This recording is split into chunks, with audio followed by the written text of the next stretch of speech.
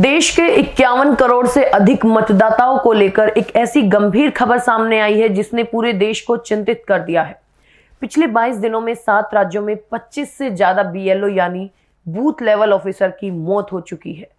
इन मौतों के पीछे कथित तौर पर काम का अत्यधिक। श्री गुरु तेग बहादुर साहिब के 350वें शहीदी दिवस को समर्पित पंजाब सरकार की श्रद्धा और सत्कार से भरपूर पहल। पंजाब के 23 जिलों में गुरु साहिब के जीवन और बलिदान को दर्शाते light and sound show Srinagar, Gurdaspur, Faridkot और तख्त श्री दमदमा साहिब, तलवंडी साबो से अनंतपुर साहिब तक 4 महान नगर कीर्तन तथा 23, 24 और 25 नवम्बर को अनंतपुर साहिब में होने वाले भव्य समागमों में मुख्यमंत्री सरदार भगवंत सिंह जी मान की ओर से सभी को नतमस्तक होने का हार्दिक अनुरोध। आइए अपनी अटूट श्रद्धा और सत्कार के साथ इन समागमों का हिस्सा बने। दबाव और निर्वाचन आयोग का स्पेशल इंटीग्रेटेड रिवीजन यानी एसआईआर प्रोग्राम बताया जा रहा है। एक तरफ सरकारें और विपक्ष आमने सामने हैं, वहीं दूसरी तरफ सुप्रीम कोर्ट ने भी इस मामले में हस्तक्षेप किया है। आइए जानते हैं क्यों बढ़ रहा है बीएलओ पर काम का दबाव और क्यों उठ रहे हैं एसआईआर की प्रक्रिया पर सवाल। नमस्कार, आप देख रहे हैं हरिभूमि टीवी।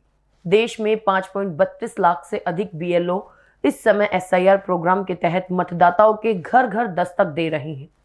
इसी दौरान पिछले 22 दिनों के भीतर 7 राज्यों में 25 बीएलओ की दुखद मौतें हो चुकी हैं। मौतों के मामले में मध्य प्रदेश सबसे आगे है, जहां 9 कर्मचारियों की जान गई है। इसके बाद उत्तर प्रदेश और गुजरात में 4 मौतें हुई हैं।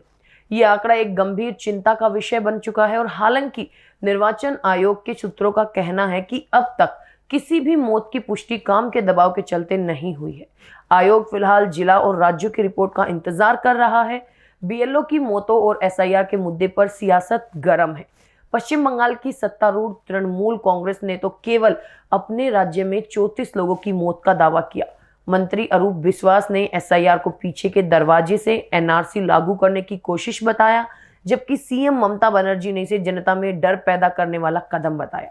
वहीं बीजेपी आईटी सेल के प्रमुख अमित मालवीय ने इन आरोपों को खारिज करते हुए कहा कि तृणमूल कांग्रेस के दबाव में फर्जी और संदिग्ध नाम मतदाता सूची में जोड़े जा रहे हैं। उत्तर प्रदेश के गोंडा जिले में जहर खाकर जान देने वाले बीएलओ विपिन यादव के पिता सुरेश यादव ने प्रशासन पर गंभीर आरोप लगाए हैं।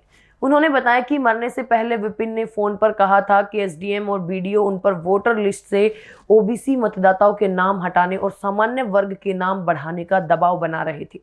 मना करने पर निलंबन और गिरफ्तारी की धमकी दी जा रही थी। एक अन्य घटना में बरेली के बीएलओ सर्वेश गंगवार की अचानक मौत हो गई। उनके भाई ने भी एसआईआर के अत्यधिक दबाव का हवाला दिया।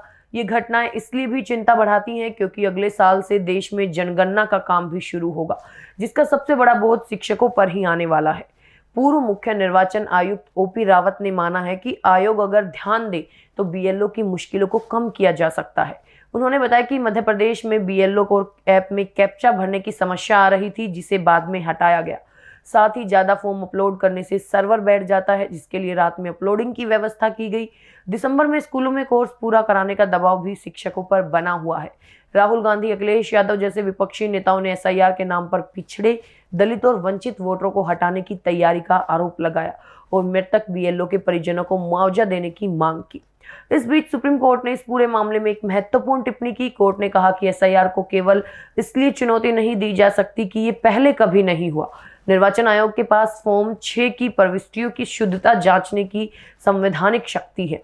सीजीआई और जस्टिस जॉय माल्या बागची की पीठ ने स्पष्ट किया कि आधार नागरिकता का प्रमाण नहीं है और सिर्फ लाभ पाने के लिए दिया गया आधार मतदाता बनने का स्वतः आधार नहीं हो सकता। हालांकि कोर्ट ने यह भी साफ किया कि यदि किसी मतदाता का नाम हटाया जाएगा तो उसे पूर्व सूचना देना अनिवार्य है। मामले की सुनवाई गुरुवार को भी जारी रहेगी। एसआईआर प्रक्रिया को पारदर्शी और त्रुटि रहित बनाना आज की सबसे बड़ी जरूरत है। आपको क्या लगता है, इन मौतों का असली कारण क्या है? हमें कमेंट बॉक्स में जरूर बताएं।